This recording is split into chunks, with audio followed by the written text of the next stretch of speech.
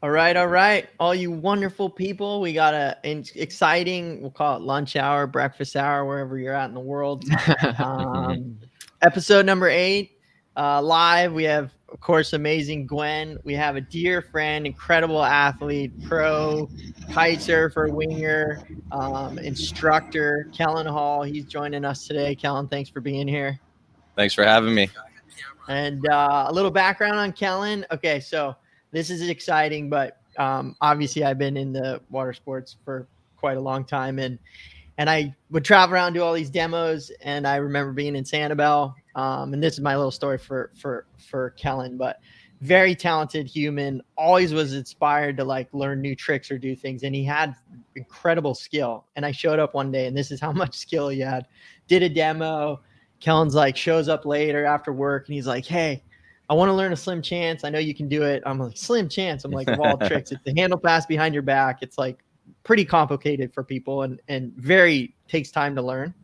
He went out for I kind of gave him a rundown, did a couple tricks or did a couple slim chances, and like I want to say his second try or something, he landed a slim chance, and we were just like what on earth just happened? Because the slim chance doesn't just happen that quickly. But we're excited to have Kellen on the show today because he's been teaching a lot of wingers. He's with Gwen right now in Hood River. He's been in Hood River winging, and he's got tons of insight and knowledge for people. And so a little bit about Kellen or Gwen. Do you want to take it, run with it? What do we want to do?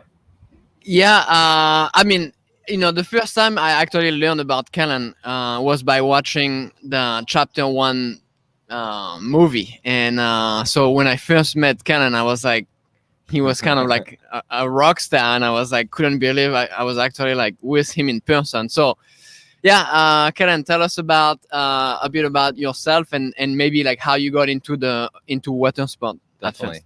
So I've been kiting for about 20 years now, and pro riding for about 15. I was doing a lot of competitions to start off, and then I found that teaching and instructing was my way to go. So for winging, I've been winging about a season now and teaching it more than I ever have. It's growing very rapidly, and it's great to see everybody, all ages, doing it.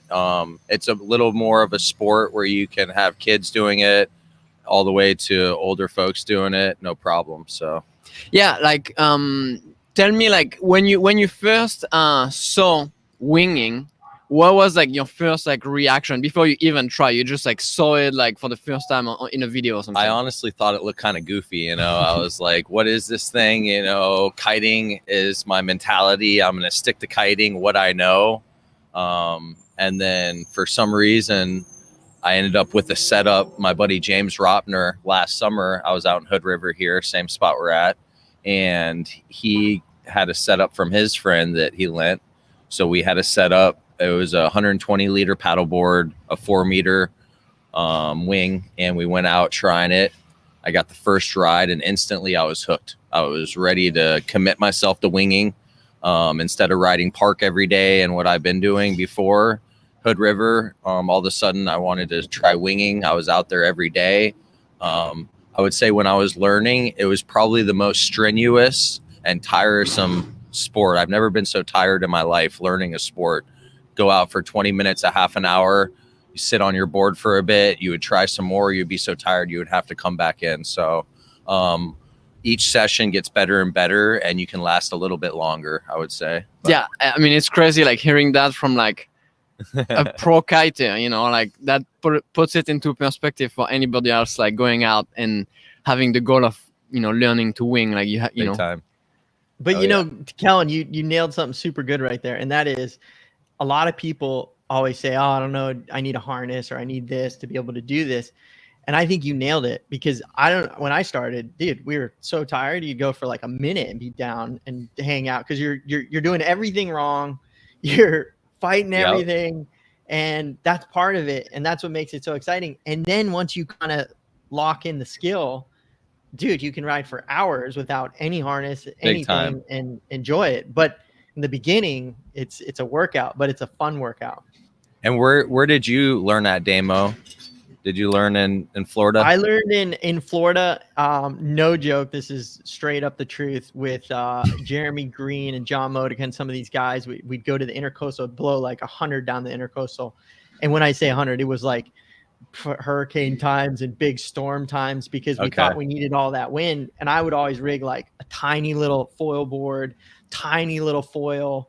And I literally couldn't get up. And I was like, man, this sport is freaking hard. I was like, I didn't even know how to do this thing. And they had these bigger boards and they would able to ride. And I'm like, but I know I can get up on my little stuff. I can foil, and that was like biggest mistake. Number one was just take way too much small stuff and try to make it work thinking I'm a better person at foiling or whatever. That was my biggest mistake. And now it's like the opposite. Even Gwen and I were just talking about how, small volume boards are rad to do ripping waves and ride waves and whatever. But when you're doing freestyle, it's almost nice to have a little more volume. And Kellen, I'd be curious to hear your opinion on, doing some tricks or freestyle or whatever. Are you running a little more volume in a board because, it's easier to land on, float and get up and go versus something that's super tiny?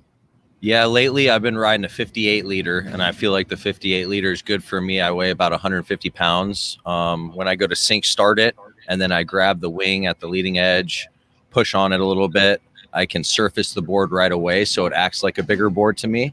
And then it also allows me when I do jumps and I'm starting to sink, I can remain on the surface a little longer and then pump out of that. I was going to say also, so for conditions learning, I was privileged, and like you were saying, Damo, when you learned in really strong winds, it makes it easier. Then when I got back to Florida after Hood River last summer, it was a big challenge to get in lighter winds. So anyone out there that is dealing with lighter winds or thinking about learning and you're in a spot with lighter winds, just know that you're going to want a big wing, and the biggest front wing with a good sized liter board, anywhere from 120 liter to 140 is going to make it easier for you. And, just keep at it. If you get frustrated ever in light winds like I did, just remember next session, wait for a little bit stronger winds, and you're going to have a better session. Or just text Gwen and yell and scream at Gwen and say, hey, what's going on here? I don't know what I'm doing. Light wind is like incredibly like challenging and it's very technical. So, as a beginner, when you don't have the pumping technique, for sure, like going out in light wind, especially if you maybe have a small wing, like a 5 meter, where maybe you would need a 7 or something. Light wind condition is challenging. We have a video on how to pump, so if you want to check it out, it might help you. But takes time, and I know some of our viewers are like on even more challenging condition, like lakes, mountain lakes. Yes. And where like you go from being overpowered to underpowered every 20 seconds.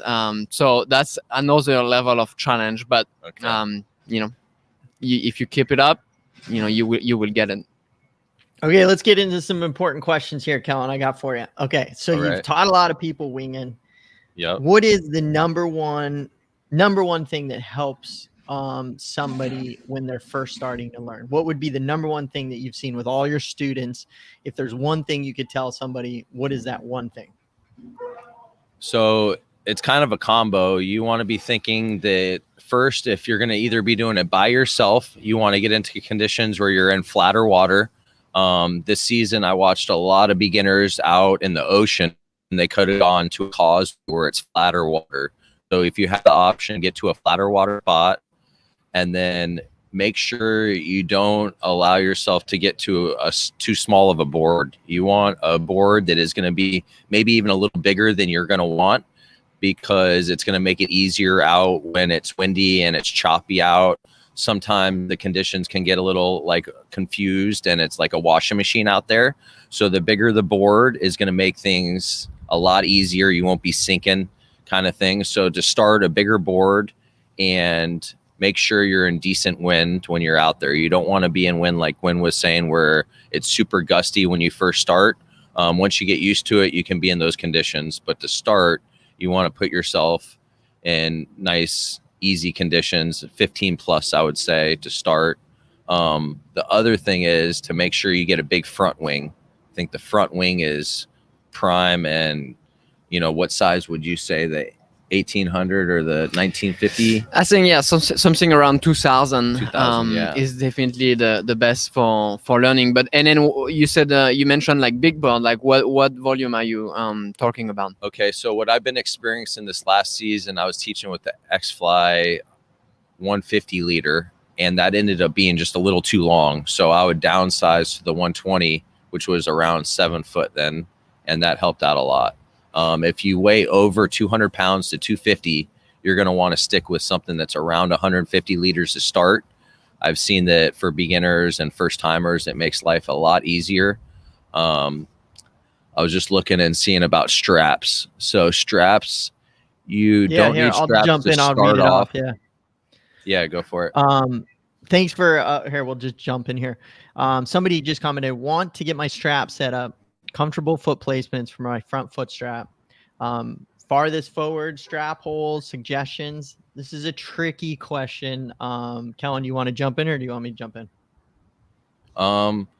Yeah, I would stick without straps to start off with. And then once you get comfy to riding, I would, depending on how wide the board is, you could either go to a windsurf style or just a surf style front strap there. And that'll help you out to lock you in and ride a little comfier.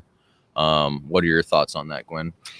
Yeah, I mean, I would say, you could move, like the first step, if where your strap is not right, first step would be move the foil. So let's see, if your foot would be in front of the foot strap, and you have to move your foot back, let's see, you would have to like move the foil back, I guess. Yeah, so the track will have to come back a little bit. Yeah, I would say, to answer this question, I would say, the best setup would actually just be to stick your front foot strap on and actually leave the back off and start with the front and see if you can even get your front into it. And if that board balances out, look where your back foot is, and maybe you can see where those holes might be. And that's a really good way to start setting up how to adjust your foot straps. But I think Kellen said it real well too, is a lot of people go right to the 2 in the front. And I actually would say 1 in the front is good for people because you're center balanced. Sometimes it's a little weird for people to do 2 in the front, but it's more discretion. I think it's easier to jibe when you're doing 2 in the front versus 1. But what I've noticed with people is it seems like when you just have 2 center straps, 2 period, it's easier when you're first learning because you're more center in the board.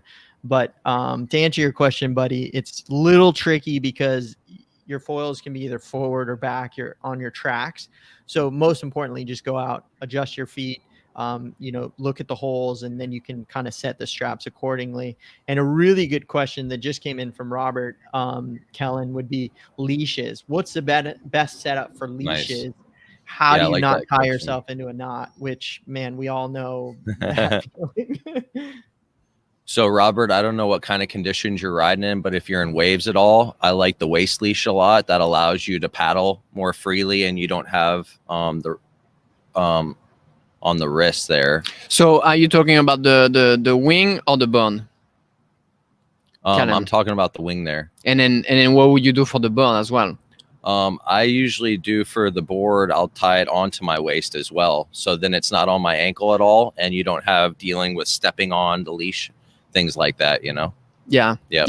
Well, so yesterday I was about to go out for my very first session in the gorge winging, and then Ken, one of our friend here, text me and said, like, make sure you wear a leash, and because I actually usually don't wear a leash, and that's a bad habit I learned from Damien. And so I was like, okay, yeah, good point, because the current here and everything, like, you kind of want to wear a leash. But yeah, a leash that you put on your ankle sometimes is a bit annoying, because if you fall and it rotates around the board and now your leash is wrapped around your foil, and that is a bit annoying. And I haven't experienced or tried the waist leash, but I think that's something that could be cool to give it a try. And if you're using a paddleboard leash that's a coil leash, maybe switch to a surf style leash, Robert. That might help you out too if it's getting caught up in your feet there, for sure. And Kellen, let me ask you this. When you run your board leash, it goes from your board, you run it to you have a waist leash, or let's just call it like a belt, and it runs and it clips to the back of the belt? Yes. It Now, do doesn't you clip clip- it. It's basically just like a Velcro. It's like for the ankle, but I just put the leash through it, and it and acts then you like run your wing leash to the same location. Yes. Yep. Okay, so And you that's have because your I'm wing attached mostly to in your back. waves. Yep. Yeah, Yeah. because I'm in waves mostly, so I'm mostly paddling, and I feel like it's a little more freer. You get caught up in the impact zone, you can get out of there quicker. I feel like if it's on your wrist, and even on your ankle, and then you get all tangled up, you're just in a bad spot, kind of thing. Yeah, and it's a good point because one of our dear friends who actually lives in Hood River there, Tyson Poor, he's professional windsurfer, total rock star, has gotten into winging. He said, and as well as Matt Elsasser, that a lot of people in the gorge in windy conditions, the wrist leash has actually been popping off because it's easier for it to slip off versus when it's attached to your I harness. saw that the other waist. day. Yep. So I saw that the other day with an older guy. I was out there winging at the hook, which is more of a beginner spot. And this guy had a wrist leash and maybe gusting up to 30 to 40, and it popped off. And I winged over and grabbed his leash real quick and held it for him. And it took him about 20 minutes to paddle over with his board, but he ended up getting it. So definitely, if you're in really gusty conditions, do not allow your wing to just sit there and float freely off your leash. I've been getting used to holding onto the handle or holding it very closely when you're in very gusty conditions. This gives you a mindset of not it flapping all around and maybe it, blowing off and ripping off you. No, and I want to bring that up because I think it's a good point, especially in Hood River and some of these windier places. Obviously, Gwen and I are normally, and you actually as well, in lighter wind conditions. But I would say in those higher wind conditions, not a bad idea to maybe, take your leash that goes to the kite and just attach it to your back. And now you got a really solid, place. It more than likely it's not going to rip off, and it's central. Go ahead. If you kite at all, I remember seeing John Modica, customize. He used what you would wrap around with the kite and clip it. He used that for his belt and then customized that for his wing leash, kind of thing. So you can pretty much use anything. It doesn't have to be super specific. If you are winging a lot and you're in conditions where it's blowing 30 to 40 daily, I suggest to get a real leash that is going to work and keep you safe, kind of thing. Okay, so here's a good question for you. When people start, picking up the sport, you've learned on the big board and you're starting to do now some water starts. Is there like a learning curve there that's a lot harder to learn the water starts? Is it just something that takes time to learn? What do you see when you're teaching people there? Here it's so windy and it depends where you're going out at. So like I was saying, a lot of people go out at the hook where it's flatter, and then you're able to get up on the board a lot easier. You might be dealing with some more wind shadows because a little island right there, but it being flatter is key. So if you can get yourself into a flatter condition and it's not super wavy and washing machine-y, you're going to find yourself being able to stand up easier for sure. The bigger board is going to make it a lot easier too. If you get talked into or you feel like you just want a smaller board, maybe some of the locals are saying, hey, if you get a big board, you're going to outgrow that board very quickly.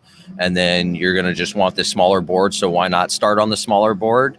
I've seen that a lot this season and it doesn't work out. So you want to stick with the bigger board to start out with, think that you use it for a half a season, and then you're going to, modify down to a smaller board eventually. But yeah, and again, we say it every time, but like the used market right now is just like, if you want to sell your bond, you're gonna sell it, no problem. So don't be scared of like sitting on a bond for a long time. Like right now everybody wants a bond, and you kind of have to find what you get what you can find, because brands are like struggling to get brand new bonds out. So don't be scared of like getting a bigger bond and then selling it whenever you feel like you are ready to move on. Good call. Yeah, and you said a really good point there, Kellen, which I'll just kind of go a little more in depth. Is Kellen is saying a bigger board. Now, okay, let's just say I learned on a 100-liter board. I'm 200 pounds or whatever, 120-liter board. When you downsize, I made the biggest mistake of going 20-liter to nothing liter to just a board to just I can wing because it's windy and I'm good. I actually would say a 50, 60 liter board is a small fun board to do tricks. It's still bigger, but it's kind of nice even in windier conditions because I can do all the tricks pop up. It's not like full water sink, but it's maybe knees up. It's a smaller board than that huge 120, 100 liter board. It's still a lot significantly smaller.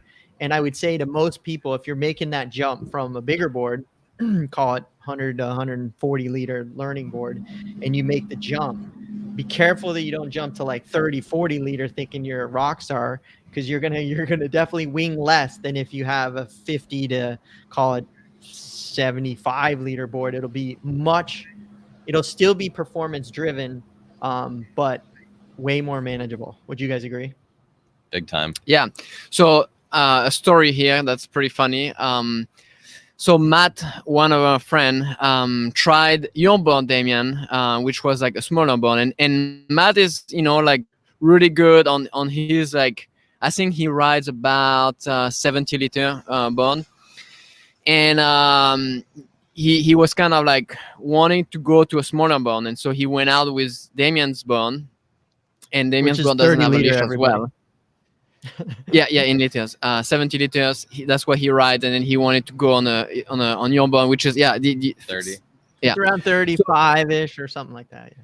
So no leash. He went out, and unfortunately that day his good side is to go out. So he actually made it out, but he didn't make it back, and he actually, like, the board, like, was gone, like no leash. So now he was swimming after the board. He came back to the beach, and he was like, no way, I'm not moving to a smaller board. And you're only saying his name, Matt, because you don't want to embarrass him. And say his full Matt, name. yeah, we won't say the last name. But yeah, guys, I just wanted to say too, if you're thinking about going out there without a board leash, you want to think twice. Make sure you have a board leash. I've done it myself. Gwen's done it. I'm sure Damien's done it before. Oh, yeah.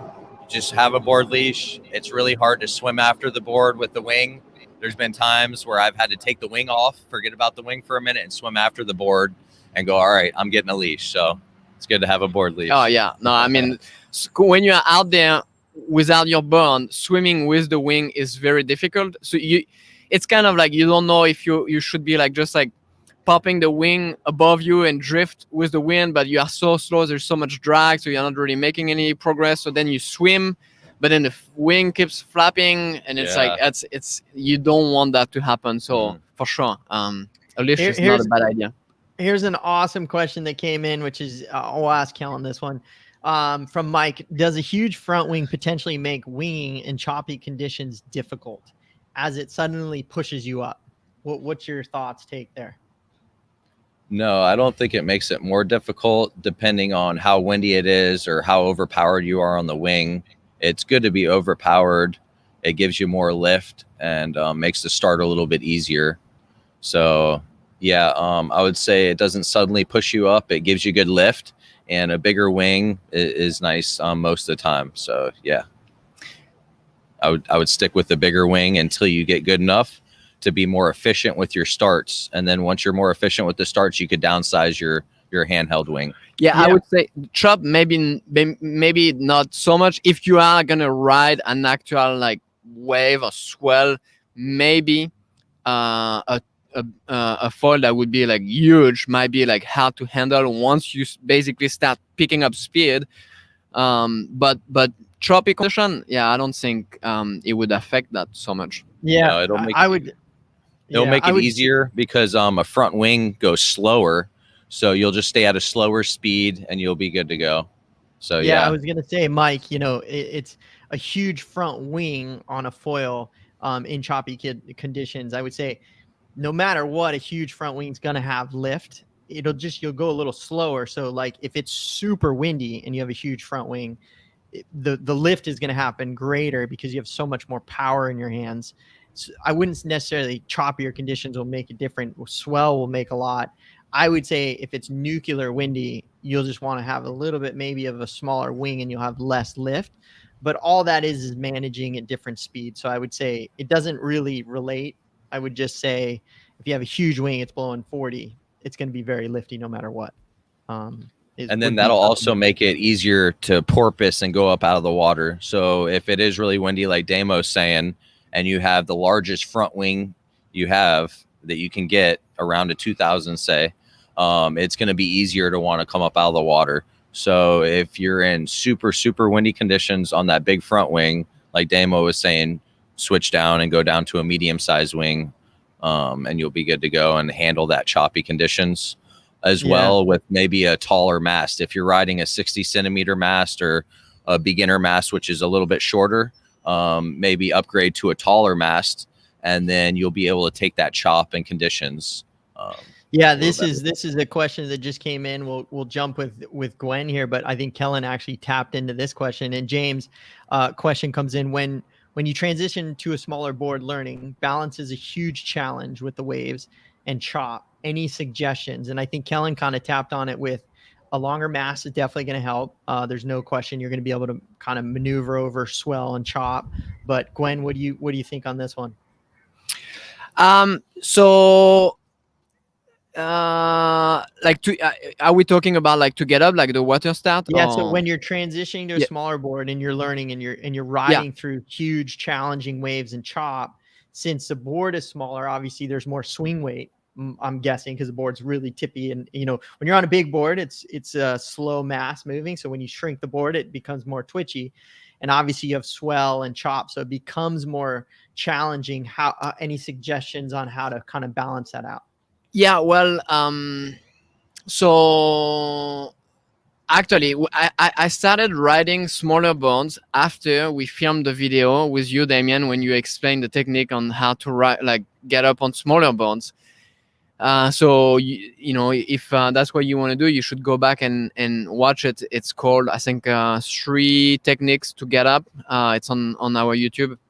But basically, what was a huge help for me to learn how to ride a smaller board, and that's what you explained in the video, is so one, put foot straps on your board. If you are going to be riding a smaller board, it's going to be so helpful when you are sinking the board and keeping it on your feet, especially if it's choppy waves, everything. Foot strap will be huge. And then basically your wing is in the water and you use it, you pin the wing in the water. So that's something that you can hold on to and help with your balance while you are sinking the board. You pin the wing on the water, and then you go and you bring the wing above your head. So now the leading edge is upwind of your head and your head is inside the wing. And now again, that's a stable position where your wing is against the water. And so you balance is not that hard when you are holding on to something. And then when you are ready, you feel a gust, you just open, wind in your wing again. Now you have tension. The key when you have a smaller board and you are sinking it and you're trying to get going is spending the least amount of time where you are not holding on to anything. If you just sink the board and you are not holding on to anything, that's very hard to balance. But if you always either pin your wing on the water or have wind in your wing, that's tension, and that's always going to help you with balance, which is, that principle applies to riding, when you wing foil, as long as you have wind in your wing, you have something to hold on to. And one thing that is harder at the beginning when you learn winging is putting the wing down and riding the swell, because now you are not holding on to anything and you are just balancing on it. And that's a bit more advanced, but keeping tension somewhere is always super helpful. I would say, James, I just wanted to add in on that real quick. So if you're already riding on a smaller board and you're just dealing with maybe making turns or just bouncing yourself and having your feet transition to make a turn so you're on heel side all the time, I would get a front wing that has a longer wide span, a bigger wide span, so that way it's easier to bounce yourself. Myself, I've been using a high aspect, and you too, Damo, as well as Gwen. So you can see with that high aspect, with the longer wingspan, it's going to help you bounce yourself on a smaller board compared to a sportier, more mid aspect front wing, if that makes sense. But so I would say to James and even capitalizing on Mike's question, The most important tips I would say for everybody, and this is something that we miss a lot, is when you learn on your big board, you probably learned on a bigger wing, a bigger foil front wing. So when you transition, you're maybe on higher wind conditions. Now you have swell, you have more challenging conditions because you're better. So there's no question a longer mast, 32, 36 is going to help a ton. No question, like Kellen said, downsize your front foil wing because now you're going to be a little more efficient. You're going to have less lift, but you're more efficient because you don't need all that because you're a little bit better. You know how to get up. Higher aspect wings, 100%, I think are key in wing foiling. They really help a ton. And then the other biggest thing I would say is, like these guys said, both of them, the foot straps are key because when you're first learning on a smaller board and you don't have foot straps, that smaller board, all that swing weight just becomes really quick because you're used to a big, slow board. So when you shrink it, it becomes very reactive. So I would say, first and foremost, when you switch to the small board, everybody usually switches when the swell's pumping and it's an epic day. I would not do that. I would switch on a completely flat beginner day and learn how to ride that little board before you even go into the bigger conditions. It'll help you a ton so you don't get caught in really struggling with the chop. And that would be kind of my 10 cents. Yeah, and I think talking about like small boards, I think something that would be interesting to talk about is like, I think Kellen, Damian, myself, we all agree that like smaller is not necessarily like, you know, better or means like better even for like advanced. Like you see so many amazing riders that are like just, you know, like way better than any of us, and they ride, you know, boards that are like, you know, 50, 60, 65 liters. And I think there is a huge benefit to that, especially with newer design where you can get a board that's pretty short, yet has quite some volume, like, you know, 50, 60 liters. And so when you're up on the foil, you still feel like it's a small board. You don't have like the swing of a long, big board. But when you know, if you are into, you know, freestyle and jumping, the landing is just, you know, so much easier. And, you know, right now I'm using a 35 liter board, which is nice for like riding swell. I love it. That's small though.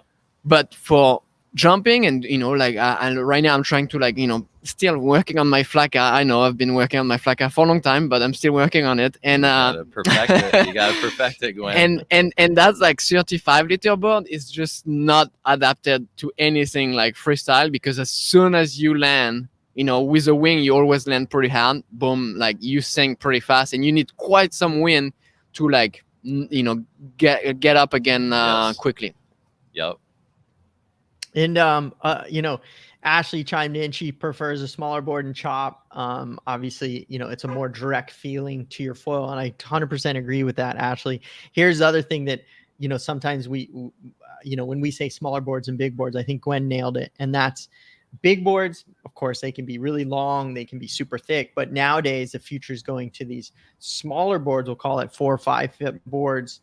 I'd say 4 to 6 foot in theory, but I would say with the right amount of volume where you actually can get that stability and length, but you're still on a really small board. And that's really helpful for people. And I would say that's very key. That's the industry's changing, obviously, in a good way.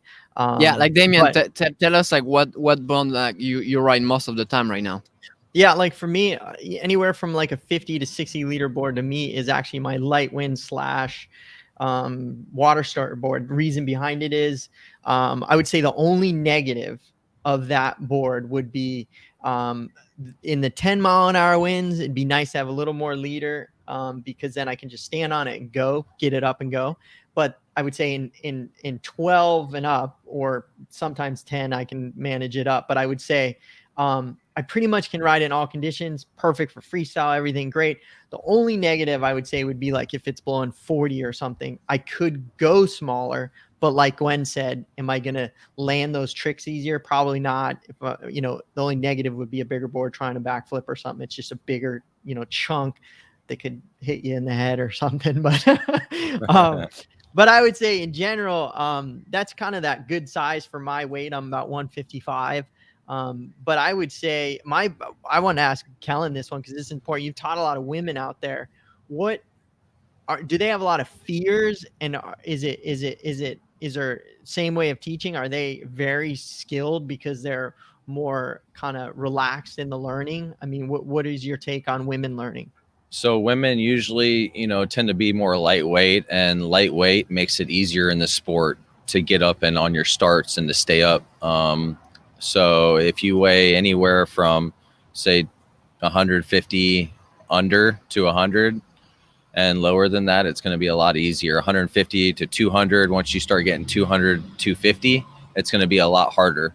So I feel like for women, they have a big advantage on starts and riding in lighter wind. You'll see days out there in very light wind conditions. Women and kids will be going when, most guys can't go. So definitely have advantage there.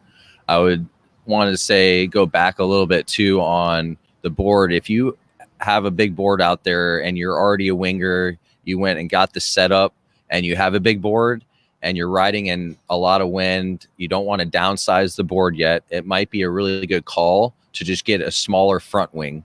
When you do get that smaller front wing, don't get a way smaller front wing, just get the next size down from what you have. So if you have like a 2000, 1900, 1800, just go one down from there, 100 maybe, or 200. So 1800 to a 1600 maybe would be more ideal than dropping way lower. That's going to throw you off a lot there. So just to clarify that, because I was thinking about that too. If you're already a winger and you got a big board, you committed to buying a big board, and you got your kit, you got a big front wing, you might as well downsize your front wing to just a little bit smaller and see how that feels.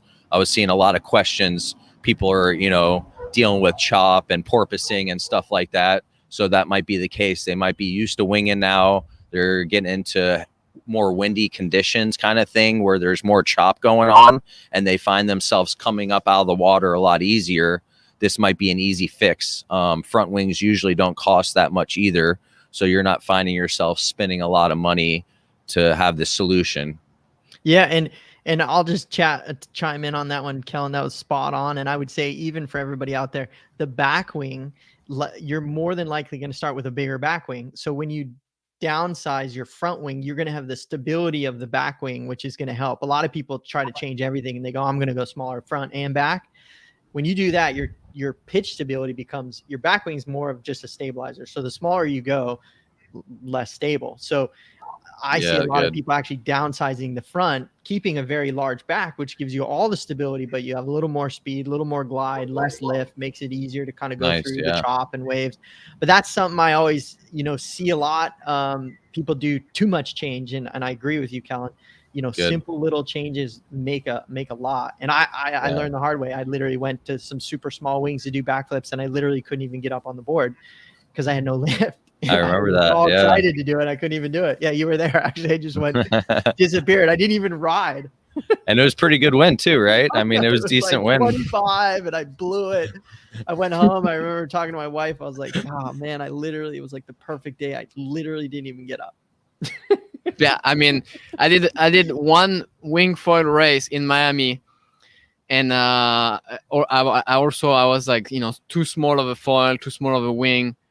I did not get up. I was the only one like drifting around, everybody like cruising by me, like racing. And I was just like, well, I guess I'm just like in the way of everybody. I'm trying to like not get in the way, but I not so much like can't control what I'm doing right now. But so yeah, don't go too small if you don't have to. Like it won't be fun at all. Like you will be so frustrated. Like, I mean, it will be anyway when you're going to try to ride smaller board, but and not to switch subjects or, cross over too quick, but this make me think about kiting compared to winging. So if you're a kiter and say you have like a 12 meter and a 9 meter and you go to winging, you do not want to get like a 6 meter and then a 4 meter. You want to get a 6 and a 5. So keep your handheld wings close together depending on how much you weigh. So determining your weight, and you want to get like usually a bigger wing first to start out in lighter conditions, and then you go to a smaller wing. When you drop down to a smaller wing, don't drop down 2 meters, just drop down 1 meter and you'll feel a little bit comfier. It won't be a huge drop. You won't find yourself having to work it really hard. I've seen that a lot this season is, beginners are buying, a little bit too much of a gap where you need to keep the meters close together. So that's a big one too that I've seen. That's a great point. That's a great point. Well, we'll start to wrap things up here as we always do. Look, we appreciate everybody that's following along and watching this. We appreciate you guys. We got tons more videos coming. We got way incredible live interviews lined up with people, and we're super lucky to have Kellen, who's just an inspiration. He's helped so many people learn this sport. Definitely look him up. He's in our comments, and he's very knowledgeable, so he's a gem. He'll answer your questions and help you guys out. And if you see him on the beach, make sure to reach out, because he'll probably end up going out there with you and helping you or saving your wing like you saved somebody out there. But we always end with a little bit of inspiration for people, because look, times are tough. Things are interesting right now in our world economy, and we want people to live their best lives and be inspired and inspire others. And if we can inspire some people to inspire others, that just makes it even better. So, Kellen, what would you want to leave like motivation for somebody to, help them maybe get through some hard times or in this sport, or whatever you want to say? What would you say to somebody out there to just give them some motivation? I would say the biggest motivation for anybody out there is just keep it up. Anybody can do it pretty much. I've been out here in Hood River for about a month and a half now, and I've seen anywhere from 80-year-olds all the way to like 6 to 8-year-olds doing it on skim boards and, the sandbar, shallow water kind of thing. So just keep it up. I remember at stages when I was learning and teaching myself, I was very frustrated and thinking, do I want this? Do I want to keep on going with this? And the reward is huge. Keep it up. Some stages you might have to go back, and if you already committed to getting a wing, I heard a guy yesterday over at the hatch talking about he bought the whole setup. He's getting up fine, but once he gets up, he's struggling to stay up and foil. So if you're struggling and you already bought a setup, go ahead and take a step back, get someone with a jet ski, a boat, and get your setup that you already have, get them to pull you around a little bit safely at a slow speed and learn the foil. Then take a step forward again and get back on the wing, and you'll see good results. Just keep it up and you'll get it. Yeah. That's awesome info. Gwen, what do you got? What do you got for people? I mean, I would say, what we do, like, kiting and winging, like, it's not just a sport. It's like, it just changed your life. It's just like, I mean, it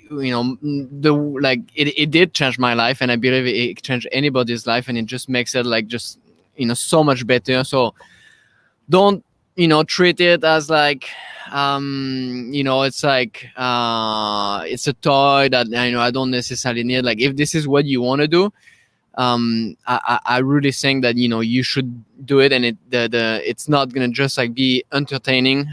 It's gonna be something that's gonna impact you in every aspect of your life. I mean, right now I'm like with Damien Leroy and Kellen Hall. I mean, like, this is crazy. And so go for it. Yep. Go and you will live your dream.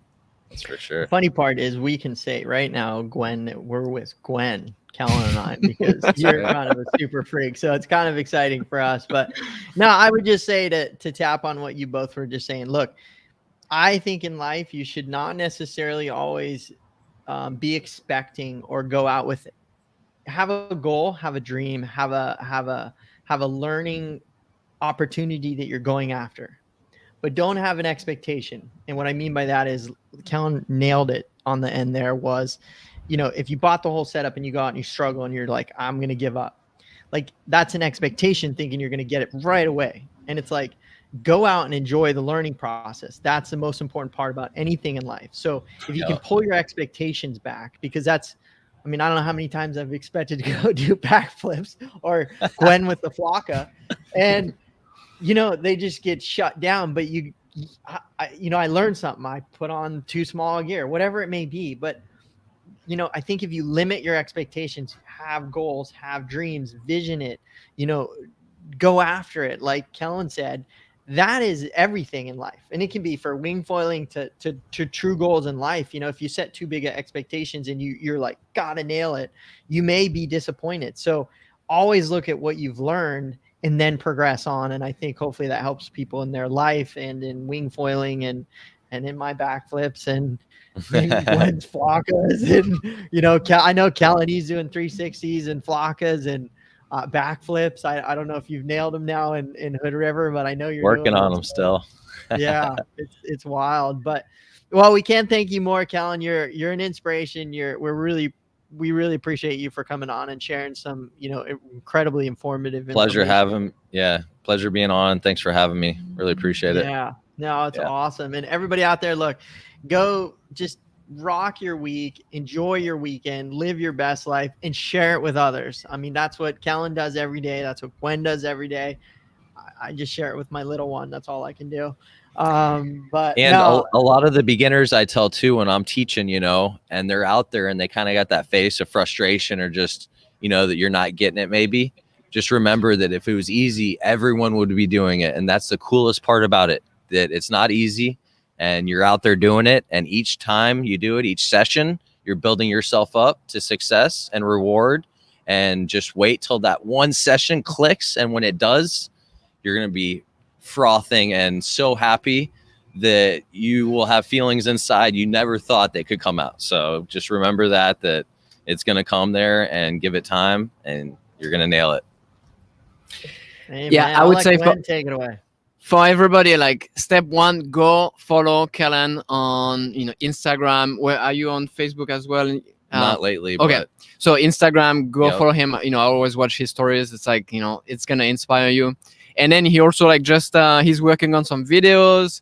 So some really cool stuff happening. You definitely want to be you want to see everything coming out. So we're gonna jump into the post show that is Patreon only. So if you want to be part of the post show, make sure to go in the link below and sign up for our Patreon for as little as $5 a month. You support this YouTube channel and you get access to private live shows and exclusive or early release of our content. oh yeah.